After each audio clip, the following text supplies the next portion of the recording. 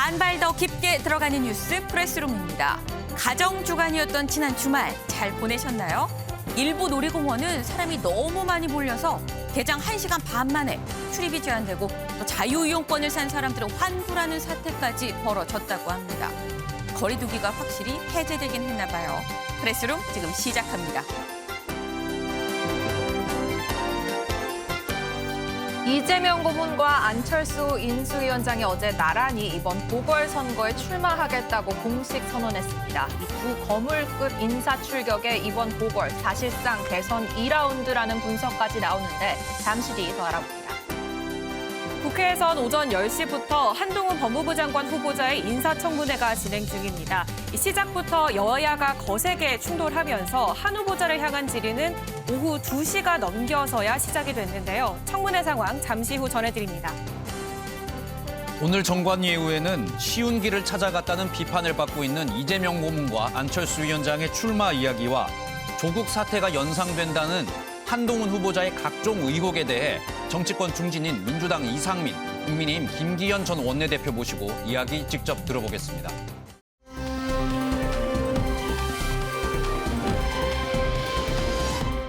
날씨부터 알아보겠습니다. 네, 밤사이 곳곳에 비가 지나고 현재는 파란 하늘이 드러났습니다. 한 주의 시작인 오늘 완연해진 초록잎들 사이로 비추는 봄 햇살이 눈부신데요. 다만 해가 지고 나면 기온은 다시 큰 폭으로 떨어지겠습니다. 얇은 겉옷 하나 챙기셔서 퇴근길 체온 조절에 신경 써주시기 바랍니다. 잔뜩 흐렸던 어제와 달리 중부지방을 중심으로는 강한 햇살에 낮 기온 껑충 올라섰습니다. 서울이 25도, 춘천 26도 보이면서 어제보다 많게는 10도 정도 올랐습니다. 내일은 전국에 구름 많다가 낮부터 차차 흐려지겠고요. 아침 기온은 오늘과 비슷하거나 약간 더 포근하겠습니다. 서울이 13도, 대전과 대구 11도, 부산 14도가 예상됩니다. 한낮에는 오늘과 비슷하게 덥겠습니다. 서울과 대전 24도 예상되는데요. 남부지방은 계속해서 20도 선에 머물면서 평년보다 선선한 날이 이어지겠습니다. 모레인 수요일 오전에 남해안과 제주에 비 소식 들어 있습니다. 또한 이들 지역은 오늘 오후부터 내일 오전 사이 강한 바람도 예보돼 있어서 더욱 주의가 필요하겠습니다. 지금까지 남산골 한옥마을에서 날씨 전해드렸습니다.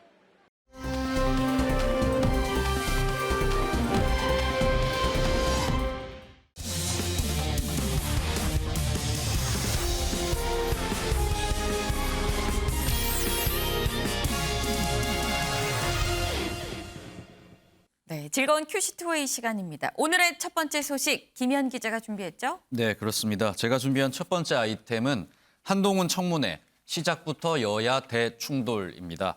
오늘 오전부터 이번 청문회 중에서 가장 큰 관심을 불러일으켰던 이 한동훈 법무부 장관 후보자의 청문회가 시작된 상황입니다.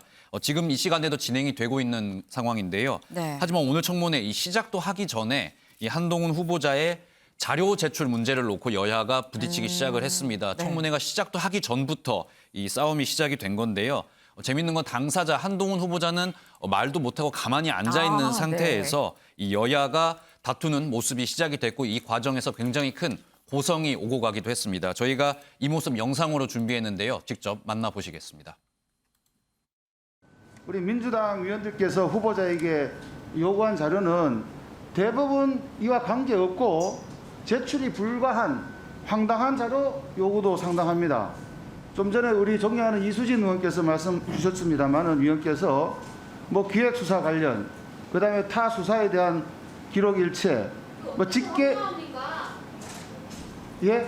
그게 왜 황당합니까? 아니 잠깐만요. 본 의원이 질의하는 거 답을 황당하다고 하십니까? 청문하는 데서 후보자 대변하고 있어요 지금? 아니 위원장님. 자, 정숙해 주십시오. 예. 발언하세요. 제 발언권입니다. 제 얘기를 가지고 황당하다고 하는 제 발언권입니다. 말씀하세요. 황당하다는 표현을 썼던 것은 제가 죄송하다. 네, 저 때가 한동훈 후보자가 선서를 마친 직후였습니다. 이제 네. 청문회 시작하려고 하는데 저런 상황이 벌어졌고요. 일단 국민의힘 쪽에서 이 민주당이 지금 제출하라고 하는 자료 중에 일부는 황당한 자료도 많다 이렇게 이야기를 하니까 민주당 쪽에서는 도대체 뭐가 황당하다는 거냐 이렇게 네. 이야기를 했고 결국엔 뭐 황당하다는 표현은 좀 미안하다 뭐 이런 식으로 좀 고성이 오가는 모습이었는데요. 일단 민주당 김남국 의원 같은 경우에는 이 한 후보자가 사실만 얘기하겠다고 지금 선서를 하고 청문회가 시작될 예정인데 네. 이 사실 지금 나온 의혹들도 거짓이 많다. 여기에 대해서 대국민 사과부터 하고 시작하자. 이렇게 네. 또 요구를 하면서 또 청문회가 조금 중단되는 모습을 보이기도 했습니다. 대국민 공개 사과를 요구한 건데 국민의힘이 여기에 다시 또 반발을 하면서 이 청문회 시작부터 굉장히 뜨거운 모습을 보였습니다. 네. 근데 보니까 뭐 자료 제출만 논란이 된 건 아닌 것 같습니다. 아마도 저 뒤겠죠. 이 자료 제출 얘기를 하고 이 모두 발언을 아마 한동훈 후보자가 한 것 같은데 이 또 모두 발언이 또 문제던데요. 네, 그렇습니다. 굉장히 어렵게 모두 발언을 할 수 있었는데 네. 이 모두 발언 때문에 또다시 청문회 멈춰섰습니다. 일단은 한동훈 후보자가 예전에 서면 답변을 통해서도 이 검수완박 법안에 대해서 좀 비판적인 입장을 내놓은 적이 있습니다.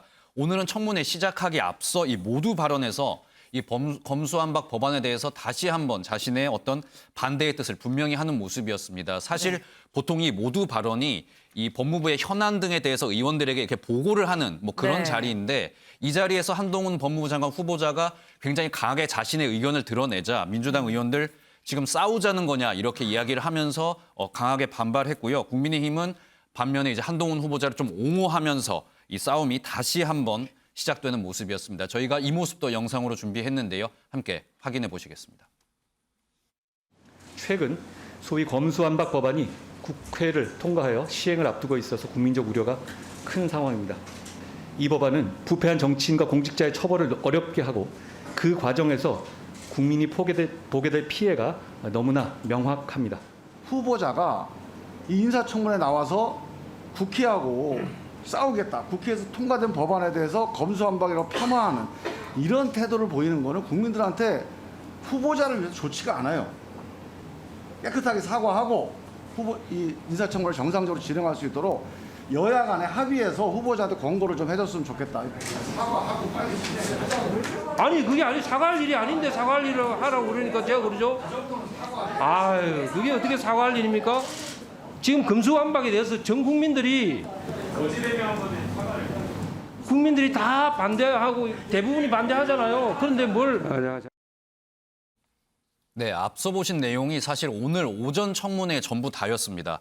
이 청문회 시작도 하지 못하고 저렇게 네. 이 자료 제출과 모두 발언으로 이렇게 양측이 좀 싸우면서 그냥 이렇게 흘러가는 모습을 보였고요. 네. 이 청문회 한 차례 한 10분 정도 정회를 했다가 다시 재개를 했지만 네. 저 모두 발언을 놓고 또다시 이 설전이 벌어지면서 결국 12시 20분쯤에는 점심을 위해서 네. 청문회 또다시 정회가 됐습니다. 네. 조금 전인 오후 2시부터 다시 시작이 된 건데 네. 이때부터 사실상 정상적인 질의가 시작이 됐습니다. 다시 한번 그러니까 정리를 해서 말씀을 드리면 저희가 청문회가 시작된 지 4시간 만에 네. 그 4시간 만에서야 정상적인 질의가 진행되는 그런 수준이었습니다. 네.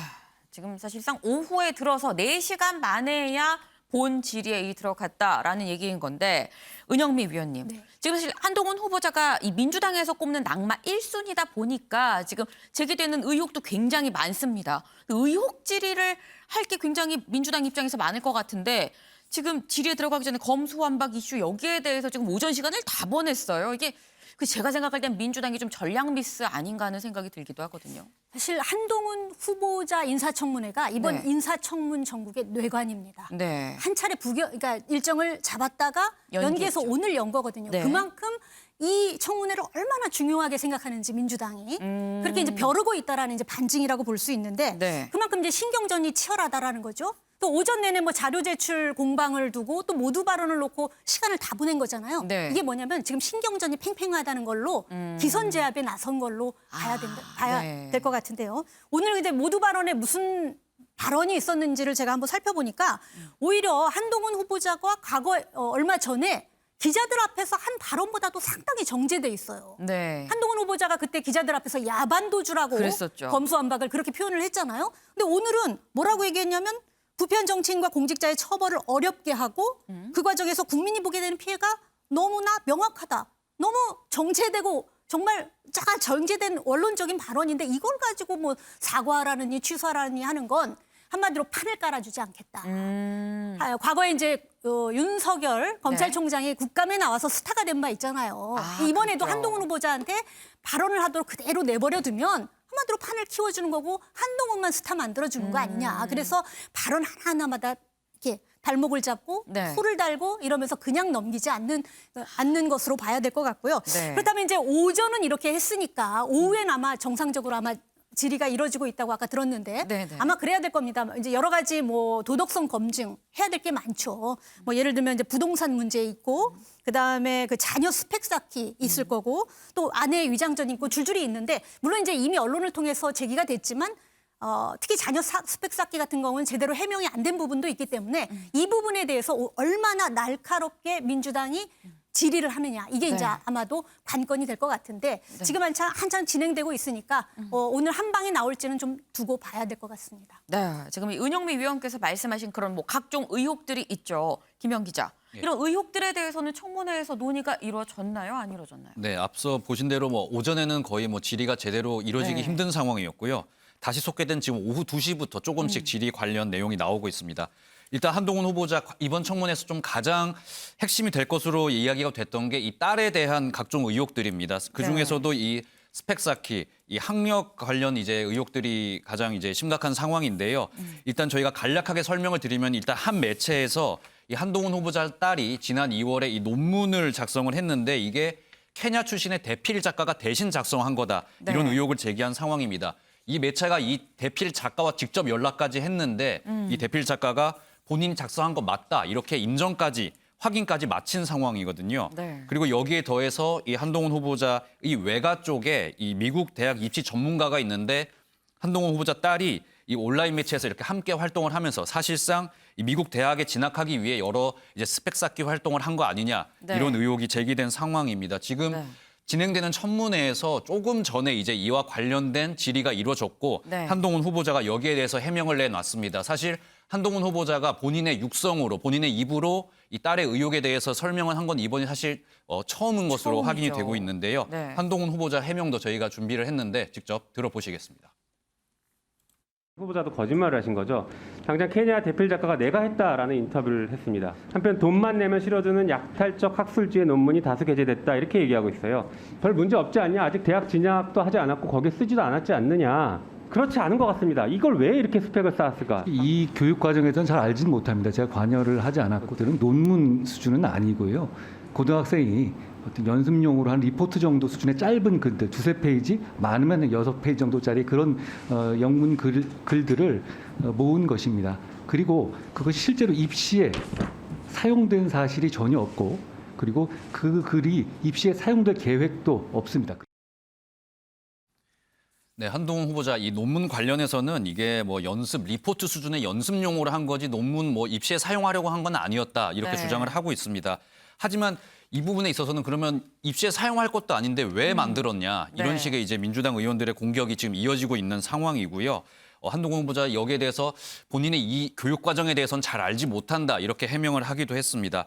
그리고 또 한 가지 좀 흥미로운 점이 한동훈 후보자 자신의 딸이 지금 굉장히 많은 비난, 비판 문자들을 받으면서 굉장히 지금 힘들어하고 있다 이렇게 이야기를 했는데 이게 한동훈 후보자가 조국 전 장관의 딸 입시 비리를 수사했던 당사자이기 때문에 이 부분에 대해서도 지금 민주당 의원들이 당시에는 다르지 않았냐 이런 식의 지금 비판을 이어가고 있고 이런 식의 공방 지금도 진행이 되고 있는 상황입니다. 네, 지금 사실 나오는 의혹만 따지자면 물론 오늘 청문회에서 한 후보자가 얼마나 잘 해명을 하고 또 이 입장을 설명할 수 있는지에 따라 좀 달라질 수 있겠습니다만 나오는 의혹만으로 본다면 조국 전 장관 때랑 너무 비슷하다라는 얘기가 나오는데 그래서인 건지 김영 기자, 이 조국 전 장관이 직접 이거 수사해야 된다 연일 이 목소리를 높이고 있어요. 네, 그렇습니다. 조국 전 장관 이 한동훈 후보자 딸과 관련된 의혹에 대해서 이 SNS를 통해서 굉장히 강한 비판을 이어가고 있습니다.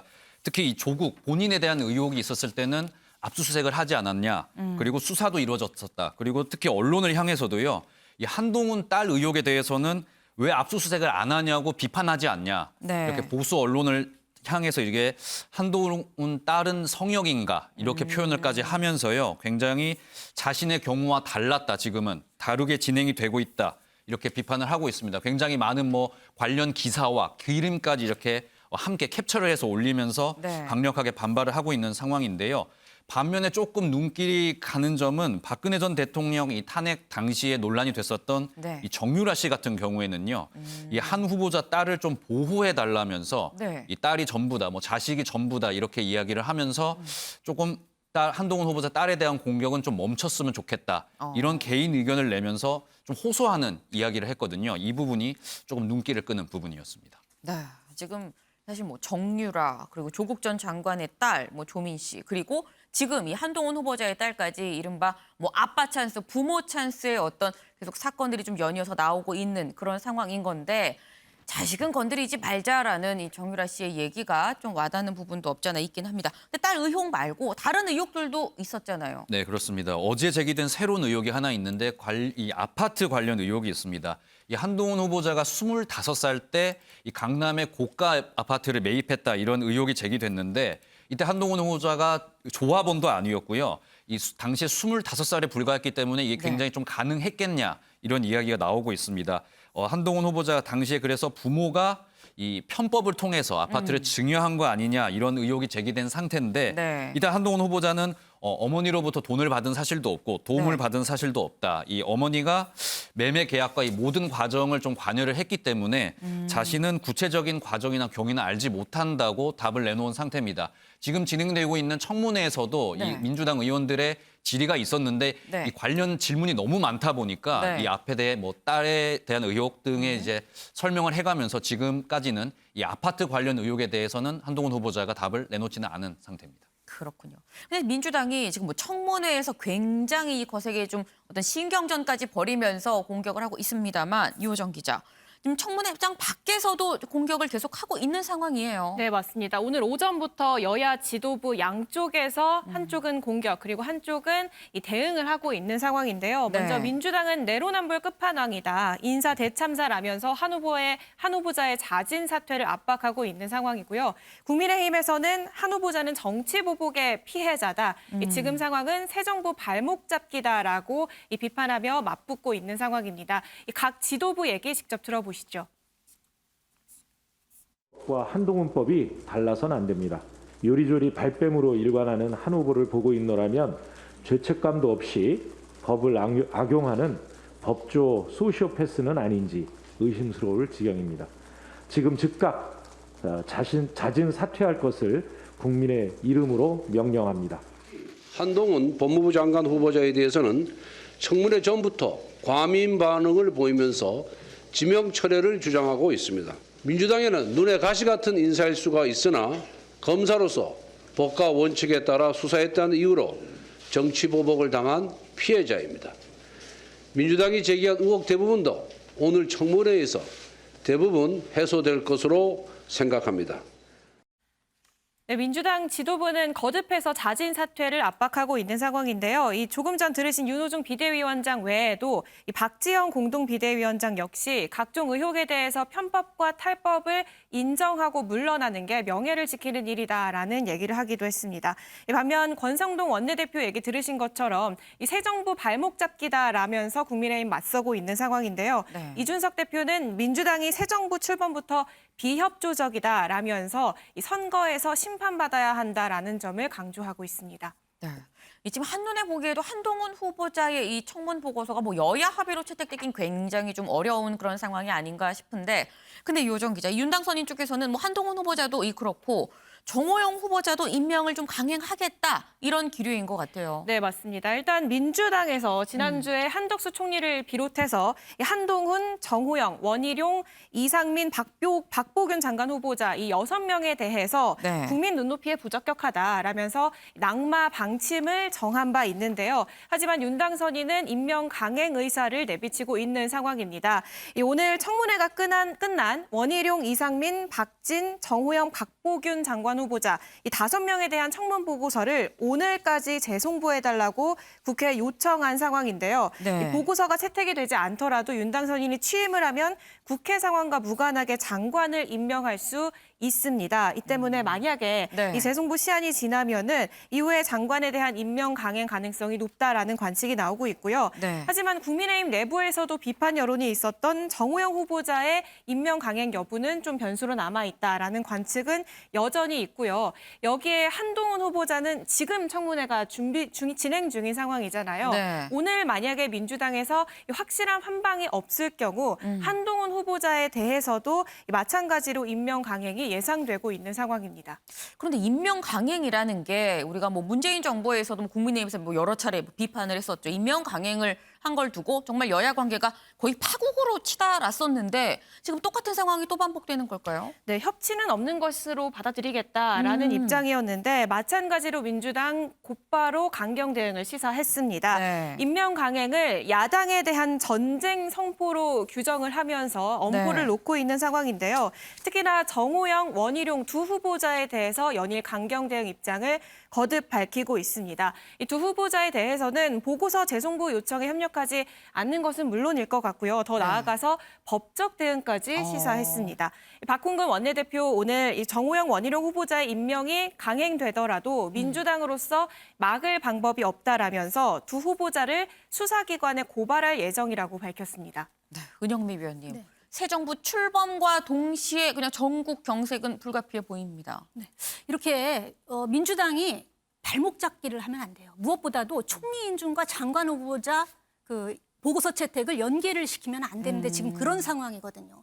빨리 총리 어쨌든 인사청문회를 끝냈잖아요. 네. 그러면 총리 자체에 대한 적격이냐 부적격이냐 판단을 해서 네. 인사청문 일정을 잡아서 자신들의 판단에 따라서 뭐 당론으로 부적격을 하든 적격을 하든 해야죠. 그런데 그거를 말로는 비판론이 나오니까 말로는 연계시키지 않겠다 하면서도 계속 일정 안 잡고 다른 장관들 청문회 끝날 때까지 기다리는 거잖아요. 한마디로 지금 한동훈 후보자 낙마를 위해서 이것과 이제 바꾸려는 그런 속내가 있는 게 아닌가 이런 생각이 들어요. 그렇기 때문에 한동훈 후보자의 인사청문회 끝난 다음에 네. 어떻게 이제 민주당이 나올지를 좀 지켜봐야 되는데 네. 문제는 한동훈 후보자가 지금까지 물론 여러 가지 부적절한 뭐 도덕성 뭐 의혹도 제기됐고 네. 뭐 여러 가지 논란이 있기는 합니다만 그걸 가지고 지금 낙마를 시킬 만하다라고 여론은 보고 있지 않거든요. 민주당의 생각과는 달리.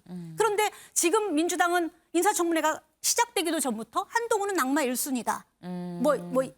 김인철 교육부 장관 후보자나 정호영 복지부 장관 후보자와 별개로 한동훈은 낙마 1순위라고 정해놓고 네. 이것을 한덕수 총리의 인준과 연계하려고 하기 때문에 이게 이제 전국을 계속 꼬이게 하는 것이거든요. 그래서 일단은 제가 보기엔 이미 지난주에 인사청문회 끝난 장관 후보자에 대해서는 뭐 보고서 채택하든 안 하든 하여튼 그대로 해가지고 재송부를 하고 네. 그래서 알아서 판단을 해서 장관 임명을 하든 안 하든 할 거 아닙니까? 그렇게 네. 하고 총리대로 인준을 잡고 한동훈을 무리하게 낙마시키려다가는 발목 잡기라는 비판이 올 수 있고 그게 오히려 역풍이 불 수 있어요. 다만 지금 정호영에 대해서는 오히려 민주당이 발목을 잡는 게 아니라 윤 당선인 측에서 약간 오만, 독주 이런 것들을 부리고 있다는 느낌이 들거든요. 그러니까 이쪽에서 발목 잡기를 하니까 우리도 강대강으로 맞설 거야 하면은 윤 당선인 측도 역풍을 불 수밖에 없어요. 지금 네. 정호영 후보자에 대해서는 국민의 55%가 부적절하다. 한마디로 낙마돼야 된다라는 여론인데 아직까지 왜 입장을 정하지 않는 건지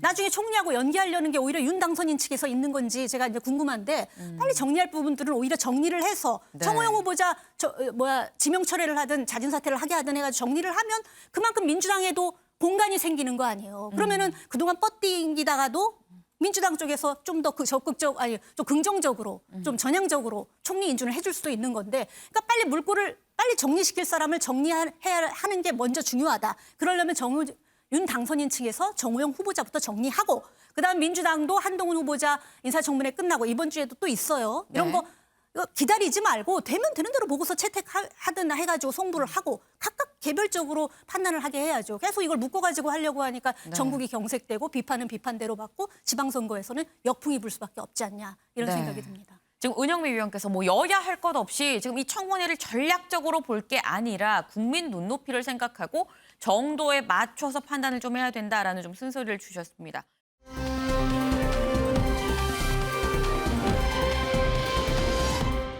다음 소식은 이수아 기자가 준비했네요. 네, 두 번째 아이템은요. 제목부터 말씀드리면 이안 나란히 출사표. 대선 2라운드 되나입니다. 이 제목처럼 이재명 민주당 상임고문 그리고 안철수 인수위원장이 어제 차례대로 정말 사이좋게 이 보궐선거 출마 의사를 밝혔습니다. 이번 선거는 그래서 대선 연장적 성격을 좀 띠게 됐는데요. 먼저 이 고문 쪽을 좀 짚어보면 어제 인천 계양산에서 이 계양을에 나가겠다 선언을 했습니다. 500여 명이 넘는 인파가 몰리면서 정말 팬미팅을 방불케 했는데 이 2달 만에 공식 성상에 나타난 이 고문 모습 먼저 보고 오실게요.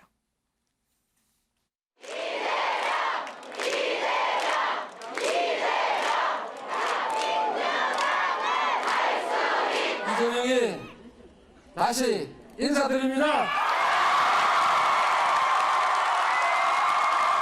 저의 정치적 안위를 고려해서 지방선거와 거리를 두라는 조언이 많았습니다.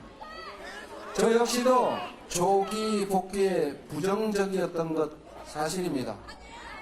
그러나 당이 처한 어려움과 지금 이 위태로운 지방선거 상황을 도저히 외면할 수 없었습니다. 저의 모든 것을 던져서 인천부터 승리하고 전국 과반 승리를 반드시 이끌겠습니다. 네, 이 출마 선언문은 이 고문이 당일 새벽까지 직접 고심해서 작성한 것으로 알려졌는데요. 네. 이 복귀 원부는 선당 후사, 그러니까 당의 승리를 위해 출마한다라고 밝히는 모습이었습니다. 또 다른 이유, 이 출마를 하게 된 이유 중 하나로 이 자신을 이른바 도둑놈으로 몰고 갔던 국민의힘을 꼽기도 했는데요. 이 모습도 보고 오시겠습니다. 온몸이 막 부정부패로 막 대장동에서 해먹고 공홍지구에서 해먹고 오등봉에서 해먹고 부산 LCT에서 해먹고 그래가지고 온몸이 오물로 덕지덕지한 사람이 도둑 막아보겠다고 열심히 하다 튕겨서 먼지 좀 묻었다고 나를 도둑놈으로 몰고 그러면 이게 상식적인 정치겠습니까? 네, 또 이재명 고문은요, 문 대통령과 조우했던 사실을 털어놓기도 했습니다. 현관문을 나와본 게 한 4번 정도 된다, 대선 패배 이후에. 그리고 한 번은 문 대통령이 고생한다고 술 한잔 사주겠다고 해서 청와대에 갔다 온 것이 2번째 외출이었다라면서 친문 지지층에 구애하는 모습도 보였습니다. 출마 이후에는 첫 행보로 오늘 오후 인천 계양에 있는 한 노인복지관을 찾았는데요. 이 모습도 저희가 영상으로 준비해봤습니다. 어제 제가 이제 인천 계양에 첫 신고를 드렸습니다. 생각보다 더 많은 분들이 열정적으로 환영해 주셨던 것 같아요. 부족한 사람인데 이렇게 환영해 주셔서 먼저 감사드리고요. 일단 이 나라의 성장과 발전을 평생을 두고 이끌어왔던 어르신들에 대해서 우리가 당연히 고마움도 표해야 되고 또 지역사회의 우리 어르신들이시기 때문에 조언도 또 듣고 그래서 첫 공식 방문으로는 우리 노인의 어르신들을 찾아뵀습니다. 네, 지금 이재명 고문의 모습 굉장히 오랜만입니다. 지금 이 주말 사이에 공식으로 출마 선언도 하고 지금 정식으로 이제 하나하나 일정을 좀 소화하는 그런 모습인 건데 이수아 기자, 네. 이 출마 선언까지 했습니다만 당 내부에서는 사실 여전히 좀 우려의 목소리가 있습니다. 네, 문 대통령과의 조우를 굳이 언급한 것도 이런 기류를 좀 우려하는 기류를 잠재우기 위함이 아닐까 싶긴 한데요. 이번 출마 선언으로 이 당내에는 오늘 8월 있을 전당대회를 두고 이른바 이 친문 대 친명 두 계파 간 일전이 예고되고 있는 상황입니다. 이 8월 전당대회에서 누가 당대표로 뽑히느냐에 따라서 이 9개월 뒤에 치러지는 총선에서 이 당대표가 공천권을 갖게 되거든요. 그래서 네. 누가 공천될지가 정해지기 때문인데요. 벌써 친문그룹에서는 출마해서 이 고문이 당선이 되더라도 전당대회는 나오지 말라라는 경고성 메시지까지 나오고 있습니다. 이 한 의원은요, 사법 리스크가 있으니까 의원 불체포 특권은 필요할 거고, 그러니까 이른바 방탄조끼는 입어라. 네. 다만 전당대회는 나오지 말란 뜻을 이 고문 쪽에 전달했다라는 얘기도 흘러나오고 있습니다. 다만 당의 수장을 맡고 있는 윤호중 비대위원장이 좀 나서서 중재에 나서고 있는 모습인데요. 네. 이 고문의 방탄 출마 비판에 대해서 잘못한 게 있어야 방탄을 하고 방패막이를 할 것이 아니냐. 이런 방탄 얘기를 하는 사람들이 네. 이재명을 죽이려고 했던 것 아니냐. 이 고문을 옹호하는 모습을 보였는데요. 윤 비대위원장은 사실상 비명이자 친문으로 분류가 되는 인물이거든요. 그래서 네. 좀 의외라는 분석도 나오고 있습니다. 네, 이제 비명이자 친문인 이윤호중 비대위원장이기 때문에 뭐 이번 선거에 큰 책임이 있고 뭐 그래서 또 옹호를 했는지는 알 수 없습니다만 일단 분명한 건 당내 약간 개파 갈등 양상이 보입니다. 은영미 위원님. 네. 이 이재명 고문 개항을에 당선이 된다고 해도 전당대회 시점에 가서는 또 당내 갈등 분란으로 또 번지지 않나 하는 생각이 듭니다. 그렇죠. 이번에 이재명 고문이 출마하게 된 배경에는 처음에 네. 뭐가 있었냐면은 이제 명분 쌓기 측면에서 네. 인천시 의원들이 국회의원들 한 4명이 기자회견을 하면서 이재명 고문이 맞아요. 인천 계양을에 출마해달라 이렇게 기자회견을 했어요. 그런데 네. 그때 기자회견을 했을 당시 의원이 한 4명이었거든요. 근데 민주당 소속 그 인천시 의원이 더 있어요. 한 4-5명 더 있는데 네. 반절은 참여를 안 했어요. 근데 그 기자회견에 참여하지 않은 국회의원들은 대부분 친문 의원들이에요. 네. 그러니까 이게 이제 출마를 이제 촉구하고 이 지방선거에 나서는 배경에 친문과 비문인데 비문 중에서도 친명 간의 계파 갈등이 있는 거죠. 네. 계파 갈등이 단순히 대선 패배 책임론을 두고 있는 계파 갈등이 아니라 네. 오는 8월 전당대회를 앞두고 당권을 둘러싼 계파 갈등으로 앞으로 번질 가능성이 높거든요. 네. 그런 측면에서 볼 때 만약에 이제 이재명 고문이 이번에 이제 계양을에 반대 대선 패배 책임론을 어떻게 하고 출마하느냐 이런 비판론도 당에서 여전히 있는데 그럼에도 불구하고 출마를 했다면 네. 본인의 이제 정치 장래 시나리오에 따르면은 오는 8월 이번 선거에서 네. 과반 승리를 하고 자기 지역구는 물론 그리고 이제 전당대회에서 당권을 거머쥐어야 되는데 네. 만약에 이 지방선거 성적을 제대로 거두지 못하면 당권을 거머쥐려고 할 때 친문 반대파들이 반대를 하겠죠. 네. 그러니까 협조를 안 한단 말이에요.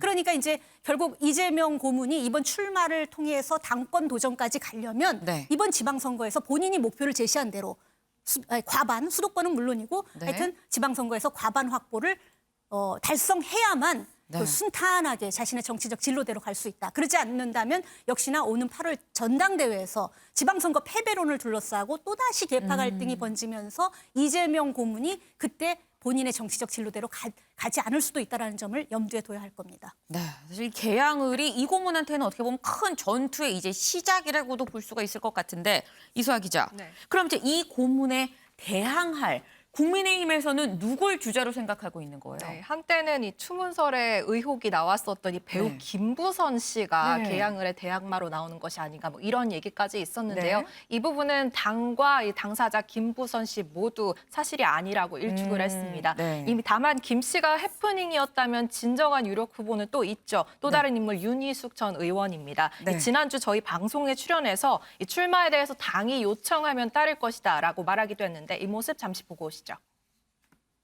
당에서 네가 꼭 출마하는 게 필요하다 그러면 당연히 정당에 있는 선당후사라는 원칙이 있어요. 그러니까 당연히 당에서 네가 꼭 필요하니 나가라 그러면 네. 저 따라야죠. 따라야 되는데 많이 얘기가 나온 계양을이다 그러면 저는 좀 그 앞단의 문제가 좀 있어요. 뭐냐면 네. 이재명 후보가 나온다는 거잖아요. 그분이 나온다 그러면 굉장히 상징성이 커지는 판이 되잖아요. 그렇죠.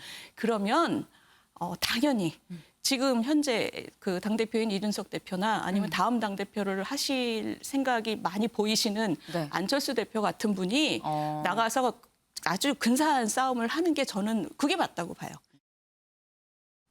네, 윤 전 의원은 이준석 당대표를 또 지목했습니다. 이 거물급 인사가 또 나서줘야 되는 거 아니냐 이런 얘기가 당내에서 나오고 있기 때문인데 이 대표 여기에 대해서는 말도 안 된다라면서 일축하는 모습을 보였습니다. 이 모습도 보고 오시죠. 이 개항에서 최대한 저희가 지역 밀착형 인사가 나가는 건 좋지 않겠냐는 생각을 했고, 그 현상에서 저희가 또 추가 조사나 이런 걸 통해서 빠르면 내일 중에 확정을 하려고 지금 생각하고 있습니다. 윤희숙 전 의원이 얘기 계속 나오잖아요. 저는 뭐 사람을 놓고 얘기하지는 않겠습니다, 오늘. 특히 이준석 대표님은 거론이 되는데. 제가 그럴 거였으면은 예를 들어 다른 명분 찾아가지고 제가 그럴 거였으면은 제가 대선 과정 중에 그런 생각을 조금이나 비췄겠죠. 그때. 그런데 저는 그런 의사가 전혀 없고 상계동에 대해서는 진심입니다. 네, 지금 이준석 대표 저는 그럴 의사가 전혀 없고 상계동의 진심이다라고 이 확실하게 의사를 표현을 했습니다. 그럼 이준석 대표도 아니면 대항마로 누가 되는 거예요? 네, 오늘 선대위 회의가 끝나고 이 대표의 발언이 있었는데요. 이 지역 밀착형 인사를 고려하고 있다는 얘기가 나왔습니다. 그래서 이 대항마로 최원식 전 의원이 유력하게 검토되고 있다라는 얘기가 흘러나오고 있는데 인천 토박이고요. 이 19대 총선에서 이미 민주당 소속으로 개항을에 출마해서 승리했던 이력이 있습니다. 이후에 2016년에는 국민의당으로 적으로 옮겼다가 대선 직후에 윤정부 인수위에 합류한 인물인데요. 또 이재명 고문과는 사법연수원 동기라는 공통 분모도 있습니다. 네. 하지만 이 대표 윤희숙 전 의원이냐 최 전 의원이냐라는 질문이 나왔을 때 여기에 대해서는 즉답을 피한 상황이거든요. 특정 인물로 아직 추리지는 못한 것으로 보입니다. 그렇군요. 사실 이재명 고문이 나오는 인천 계양을을 놓고 좀 얘기를 해봤습니다만 이 고문 말고 또 주목받았던 사람이 있습니다. 바로 안철수 위원장인데 안철수 위원장도 주말에 또 정식으로 출마 선언을 했습니다. 네, 같은 날 어제 오후에 출마를 국회에서 했습니다. 이 모습 준비했습니다.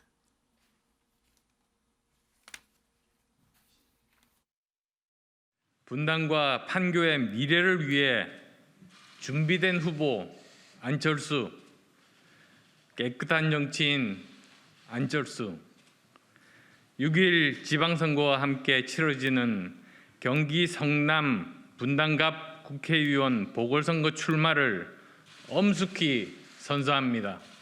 분당갑 지역은 저에게 제2의 고향입니다. 아무도 거들떠보지 않았을 때 저는 이곳의 발전 가능성을 예상하고 알랩 사옥을 누구보다도 먼저 세웠습니다.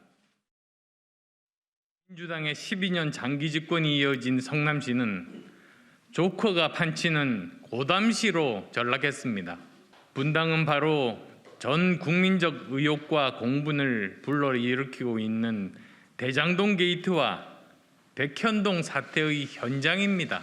그런데도 도민과 시민의 심판을 피해 아무런 연고도 없는 안전한 곳으로 가는 것은 주민에 대한 참담한 배신 행위이자 정치에 대한 무책임의 극치입니다. 네, 안 위원장의 출마 소식에 분당감에서 안 위원장을 상대하게 된 이 민병관 후보가 버럭했는데요. 이 안 위원장을 향해서 떴다방 정치를 하고 있다라면서 맹공을 했습니다. 정치 투기꾼이다라고 폄훼를 하면서 이 노원병에 출마해서 안철수는 상계동이다를 외치던 떴다방, 오세훈 서울시장 후보 단일화 과정에 보수 집권 떴다방, 윤석열 대선 후보 단일화 과정에서 나온 공동정부 떴다방인데 단언컨대 이번 분당갑 보궐선거가 안 후보의 마지막 선거가 되도록 하겠다라는 다짐을 밝히기도 했습니다. 네, 이 벌써부터 굉장히 좀 치열해 보입니다. 그런데 유호정 기자, 사실 어제까지만 해도 이 안철수 위원장이 경선을 할지 아니면 뭐 전략 공천을 받을지 의견이 좀 분분했었는데 좀 당내 교통 정리가 된 것 같아요. 네, 그렇습니다. 오늘 오전에 이준석 대표가 이 안철수 위원장의 단수 공천 가능성을 시사를 했는데요. 이 대표 오늘 오전 라디오에 나와서 한 얘기입니다. 전략 공천은 지원한 후보 중에 이 경쟁력 있는 인물이 없을 때 밖에서 내리꽂는 형식이다.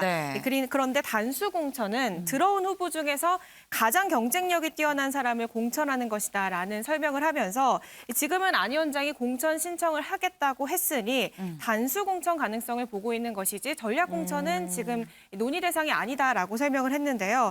지금 뭐 전략 공천 아니라 단수 공천 중이다 이 설명을 하긴 했지만 질문이 뭐였냐면 이 경선하는 겁니까? 였습니다. 그러니까 결국 안 위원장이 분당 갑은 경선 없이 안 위원장을 공천할 가능성, 전략이든 단수든 공천할 가능성을 시사한 건데요. 네. 이 발언 직후에 분당갑에 먼저 공천 신청을 넣었던 네. 박민식 전 의원이 출마의 뜻을 접으면서 좀 자연스럽게 교통정리가 되는 모양새입니다. 박 전 의원은 SNS에 분당갑 재보선 출마를 접는다라면서 내일 출범하는 윤석열 정부의 성공과 6월 선거의 승리를 위해 싸우겠다라는 입장을 밝혔습니다. 네, 지금 이 박민식 전 의원이 오늘 오전에 이 출마 선언을 좀 접겠다라고 밝히긴 했습니다만 아직 분당갑에는 박민식 전 의원 말고도 이 두 분이 더 이 출마를 신청한 사람이 있습니다. 때문에 이 부분도 마지막까지 좀 잘 정리가 될 수 있을지도 좀 지켜볼 필요가 있어 보입니다.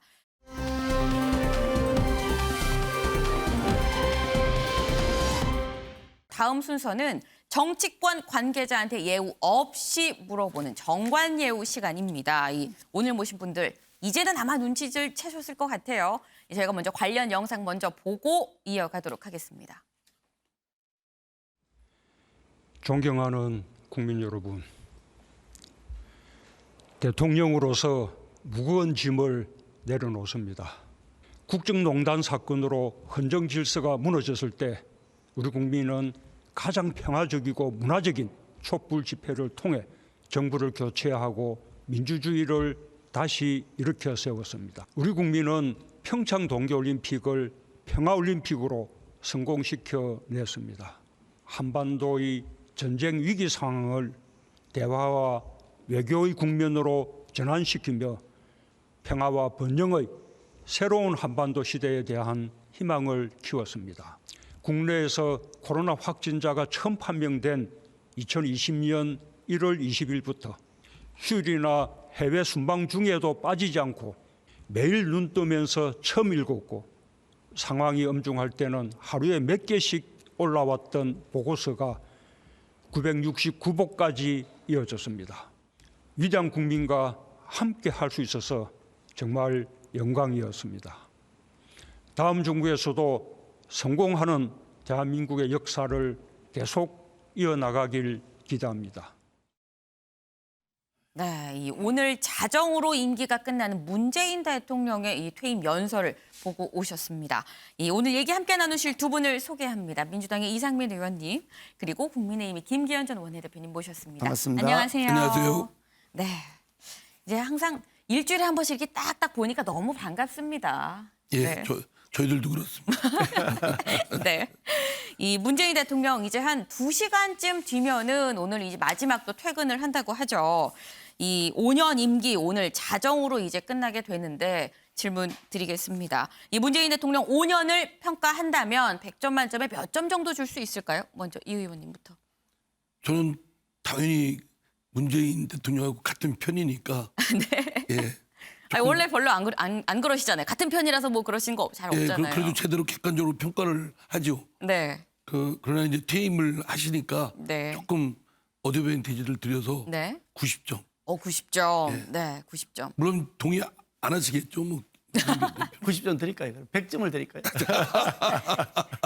몇 점 주실 수 있으실 것 같아요. 글쎄 이제 퇴임하시는 분을 상대로 뭐 점수를 매긴다는 게 뭐 아직 재임 중에 있을 때는 저희들이 아주 공개적으로 여러 가지 입장을 네. 냈습니다만 어떻든 전직 대통령이 돼서 퇴임하시는 분 뒤에 대고서 막 이렇게 재뿌리듯이 하는 것은 적절하지 않은 점수로 이렇게 수치로 매겨서 평가만 드리기는 어렵습니다만 네. 이상민 의원님 말씀하신 거하고 정반대로 생각하면 되지 않을까 그런 네. 생각이 듭니다. 알겠습니다. 그럼 이제 제가 좀 디테일하게 좀 질문을 드려보겠습니다. 이상민 의원님께 사실 5년 만에 정권 교체가 문재인 대통령한테는 굉장히 좀 이 뼈아픈 부분이 되지 않을까 하는 생각이 들기도 하거든요. 예, 문재인 대통령도 그렇고 저희 민주당 저를 포함한 민주당 네. 사람들은 당연히 그 정권 재창출을 못한 점에 대해서는 뼈아픈 부분이 있죠. 이거는 향후 이제 저희들이 정치를 하면서 네. 다시 한번 성찰하고 되새김하고 나은 모습을 보여드리는데 네. 중요한 그 계기가 되는데요.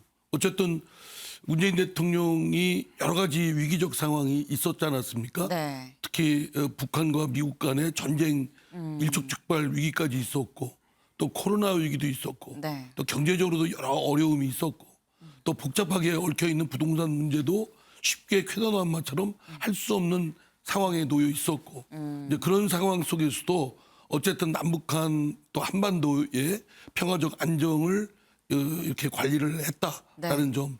그리고 어쨌든 코로나 위기를 여러 고비고비가 있었지만 그래도 잘 넘기고 지금까지 그래도 소위 K 방역이다라고 할 정도의 성과는 있었다.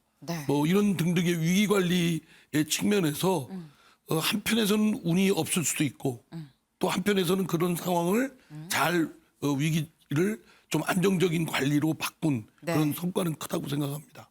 그럼 이제 김 대표님께는 사실 문재인 정부에 대해서 비판적이실 수 있습니다만 이 부분은 윤 정부에서 좀 이어가면 좋겠다라는 게 뭐가 있을까요?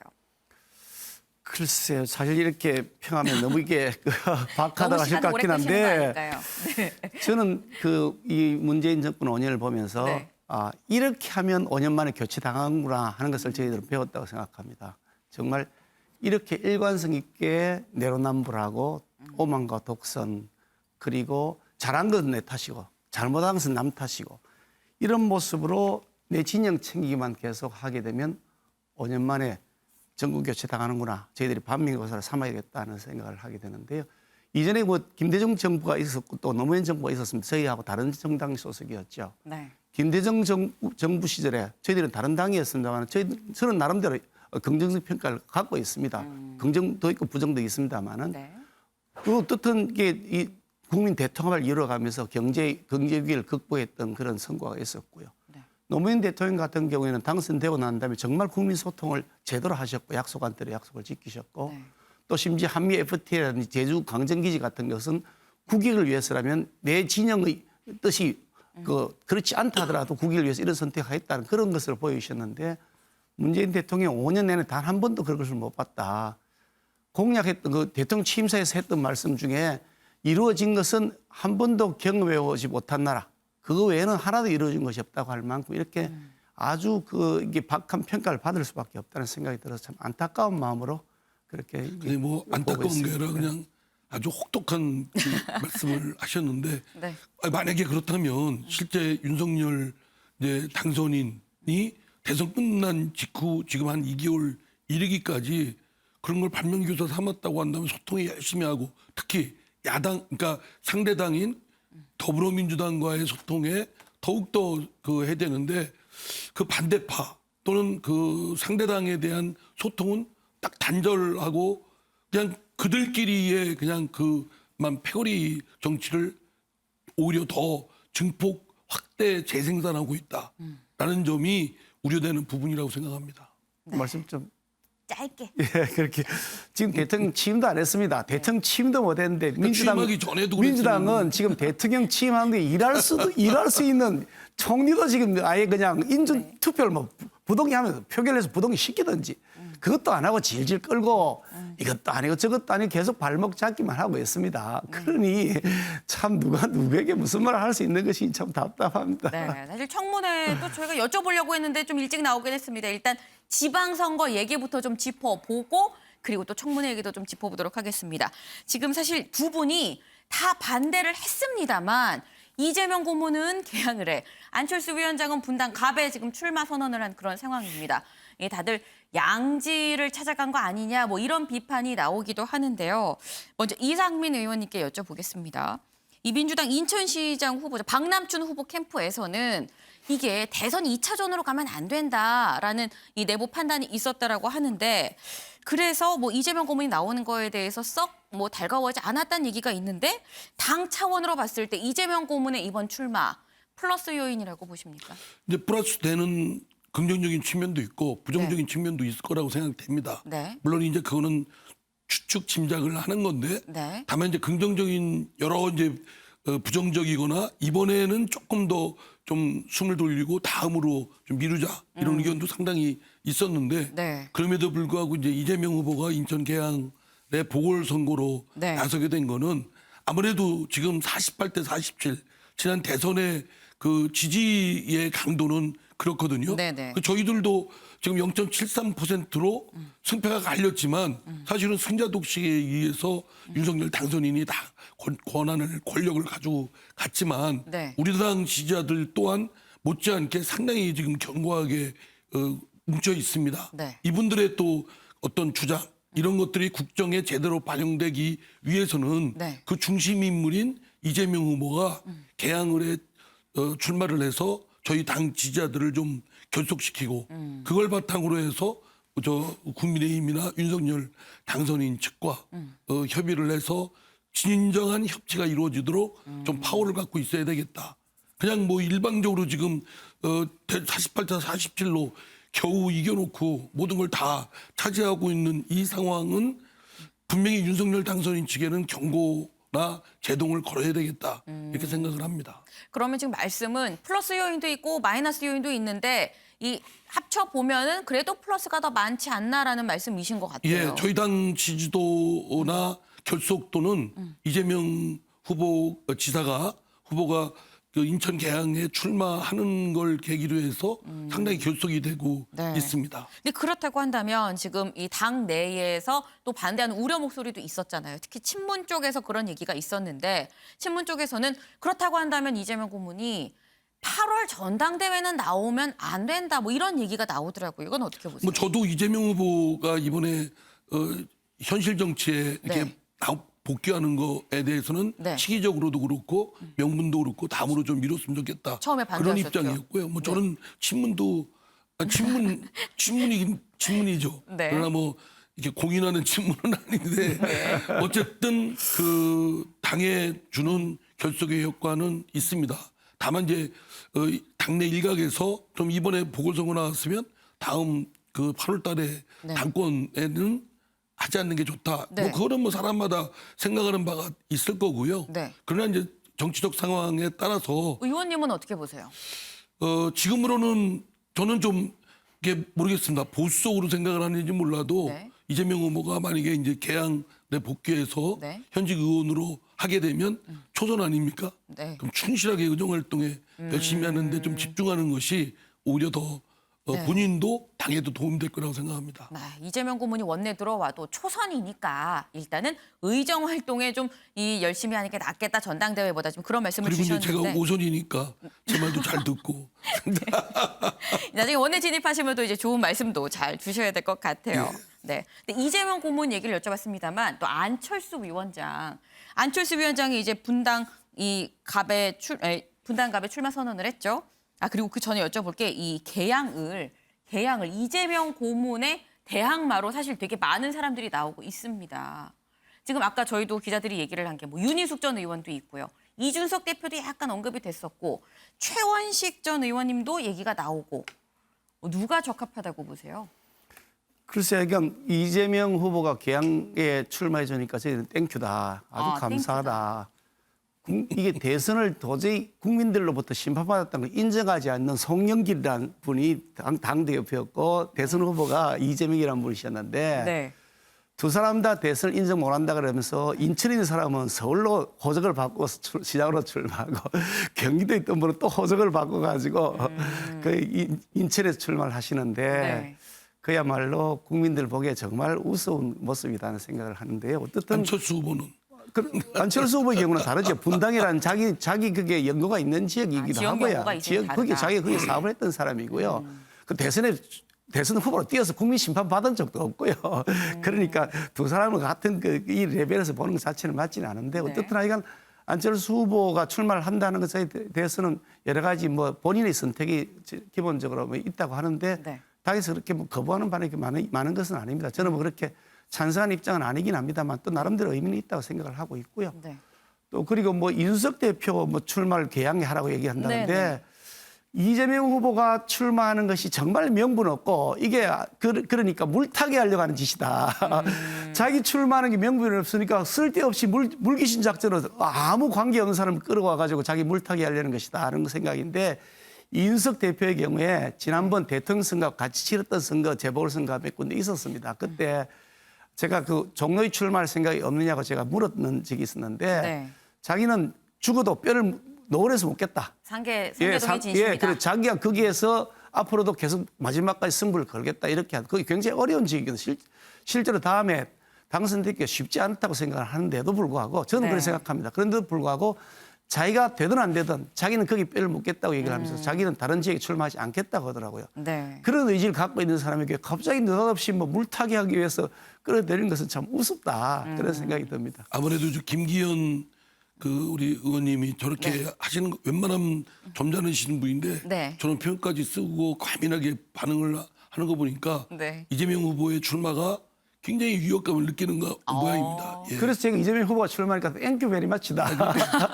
국민들이 볼 때 정말 한심한 모습으로 보일 것이다. 이게 대선 2라운드 대선 불복을 해가지고 대선 2라운드 펼치겠다는 것인데 김기현 의원님 그 납득이 점잖으신 될까요? 분이 저런 표현을 쓰시는 거 보니까 이재명 후보가 역시 굉장히 위협적이다라고 국민의힘에서는 느끼는 것 같습니다. 거꾸로 이제 그만큼 위협을 많이 느끼시는 모양입니다. 이재명 후보가.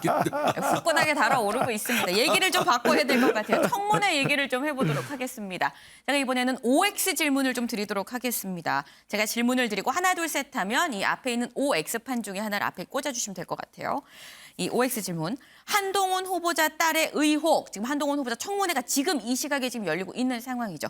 한동훈 후보자의 딸 의혹이 조국 사태랑 비슷하다. 하나, 둘, 셋.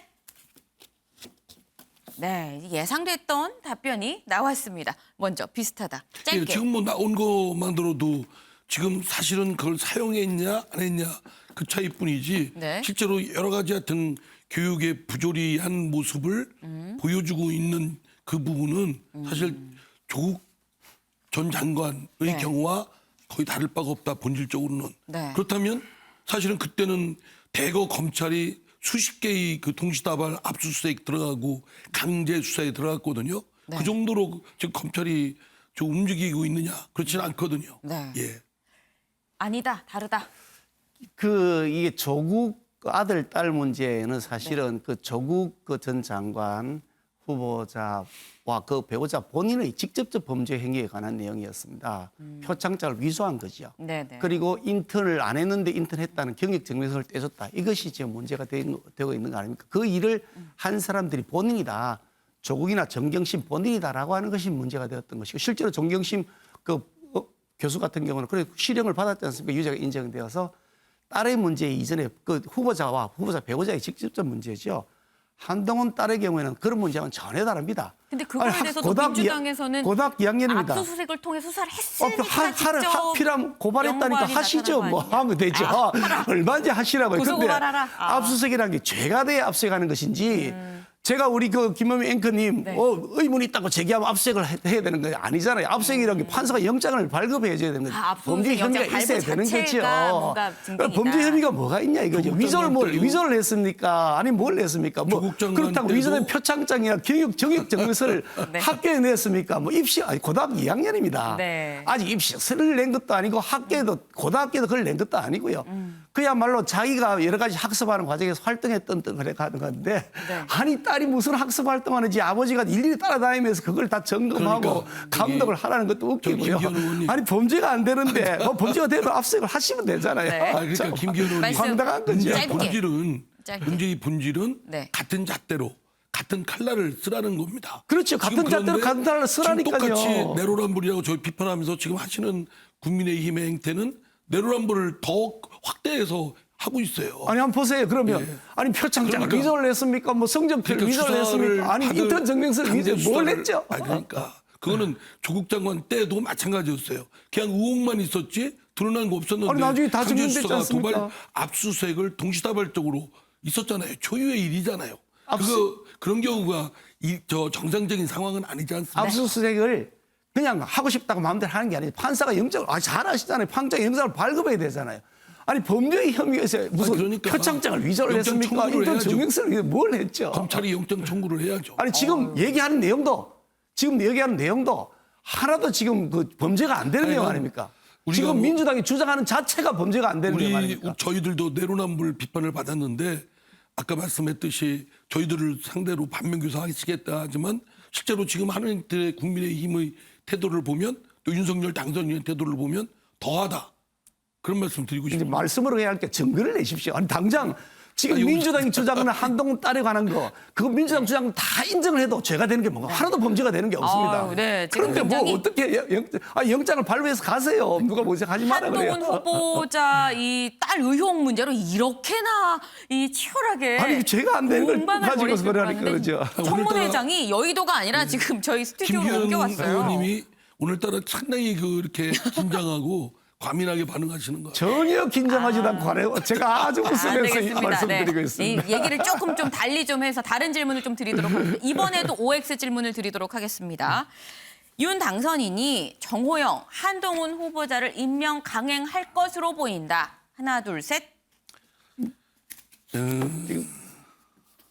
이거 굉장히 고민. 세고표를 주셔야 돼요. 이렇게 하겠습니다. 좀 의외긴 해요. 두 분 다 약간 세모의 느낌을 지금 주셨는데 이거는 김 대표님 먼저 짧게. 두 사람을 한꺼번에 물으니까 30초 안에 말씀을 주셔야 될 것 같아요. 두 사람을 한꺼번에 물으니까 답변하기 어렵지 않습니까? 네. 한동훈 후보자는 지금 그 검증 절차가 진행되고 있는 것을 봐야 되겠습니다만 네. 지금까지 민주당이 했던 내용들이나 지금 현재 진행되고 있는 내용을 보면 무슨 낙마 사유가 있다고 보기는 도저히 어렵다 판단이 되고요. 정호영 후보자의 경우에는 불법 혐의가 청문회 과정에 드러난 것은 없습니다. 실제로 뭐 여러 가지 의혹들이 제기됐지만 본인이 여러 가지 해명을 통해서 법적인 문제는 없는 것으로 판단이 되는데 다만 그럼에도 불구하고 여러 가지 국민적 정서 같은 것을 고려해야 되지 않을까 하는 여러 가지 의견들이 있으니까 아마 당선인께서 그런 부분을 참조하지 않을까 생각을 합니다. 정 후보자의 경우는 결격이 한두 개가 아닌 중대한 흠이 상당히 많고 이분은 뭐 살펴볼 필요도 없이 낙마를 해야 되고요. 한동훈 후보의 경우는 이분을 강행할 경우에는 국정이 파국에 이를 정도의 상당히 자초한 측면이 크다라는 측면에서 스스로 그런 원인 제공을 했기 때문에 국정을 원만하게 끌고자 한다면 뒤로 물러서게 해야 된다고 생각합니다. 일단 이 임명 강행을 떠나서 스스로 물러나는 방안을 말씀을 주셨습니다.